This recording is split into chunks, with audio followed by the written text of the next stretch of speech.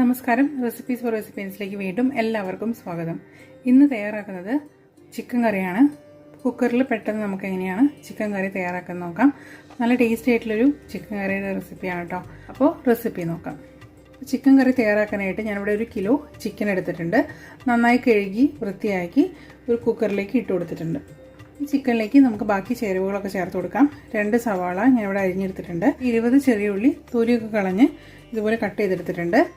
ഒരു ചെറിയൊരു തുടം വെളുത്തുള്ളി ചതച്ചതും ഒരു കഷ്ണം ഇഞ്ചിയും ചതച്ചെടുത്തിട്ടുണ്ട്. പിന്നെ 4 പച്ചമുളക് നടുവ് കീറി എടുത്തിട്ടുണ്ട്. ഒരു തക്കാളിയും എടുത്തിട്ടുണ്ട്. തക്കാളി കട്ട് ചെയ്തെടുത്തിട്ടുണ്ട്. ഇതെല്ലാം കൂടി നമുക്ക് ചിക്കനിലേക്ക് ചേർത്ത് കൊടുക്കാം. ഇനി ഇതിലേക്ക് നമുക്ക് മസാലപ്പൊടികളൊക്കെ ചേർത്ത് കൊടുക്കാം.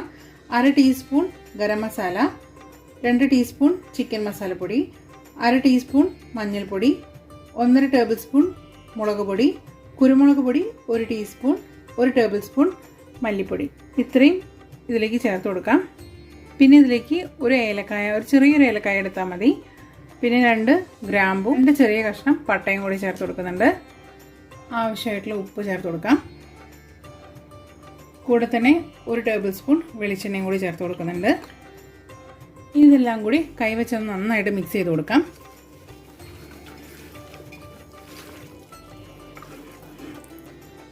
എല്ലാം കൂടി നന്നായിട്ട് മിക്സ് ചെയ്തെടുത്ത ശേഷം ഇതിലേക്ക് ഇനി 1/4 കപ്പ് വെള്ളം കൂടി ഒഴിച്ചു കൊടുക്കാം.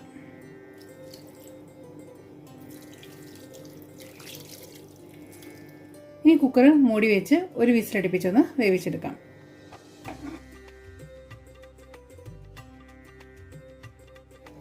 അപ്പോൾ ഒരു വിസിലടുപ്പിച്ചെടുത്ത ശേഷം പ്രഷർ ഫുള്ളായിട്ട് പോയ ശേഷമാണ് കുക്കർ തുറന്നിട്ടുള്ളത്. അപ്പോൾ ചിക്കനൊന്നും ഉടഞ്ഞു പോയിട്ടൊന്നുമില്ല. കറക്റ്റ് ഒരു വിസിലടുപ്പിച്ച് ഫ്ലെയിം ഓഫ് ചെയ്ത് പ്രഷർ ഫുള്ളായിട്ട് പോയിട്ട് തുറന്നു കൊടുത്താൽ മതി.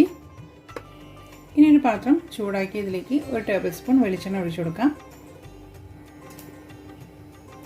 വെളിച്ചെണ്ണ ചൂടായി കഴിഞ്ഞ് ഇതിലേക്ക് 2 തണ്ട് കറിവേപ്പില ഇട്ട് കൊടുക്കുന്നുണ്ട്.